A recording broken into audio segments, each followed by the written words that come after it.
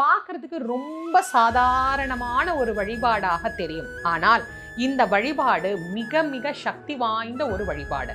பரம ஏழையும் செய்வதற்கு வசதியாக இருக்கும் அப்படிங்கிறதுனால தான் இந்த வழிபாட்டை பெருமாள் உகந்து ஏற்றுக்கொள்கின்றார். எந்த வீட்டுல மாவிளக்கு போட்டு கோவிந்தான்னு பெருமாளை கூப்பிடுறாங்களோ அந்த வீட்டுக்கு பெருமாளே வந்து எழுந்தருளி அருள் புரிவார் அப்படிங்கிறது நிதர்சனமான உண்மை.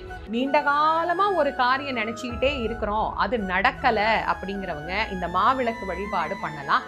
நினைத்த காரியத்தை பெருமாள் நிறைவேற்றி தருவார். அதே போல நோய் இருக்கா, வறுமை இருக்கா, என்ன பிரச்சனை உங்களுக்கு இருக்கோ அந்த பிரச்சனை தீரணும் அப்படின்னு பெருமாள்கிட்ட பிரார்த்தனை பண்ணிக்கிட்டு இந்த வழிபாட்டை நீங்க செஞ்சீங்க அப்படின்னா நிச்சயமாக உங்களுக்கு அந்த வழிபாடு பலனுள்ளதாக இருக்கும்.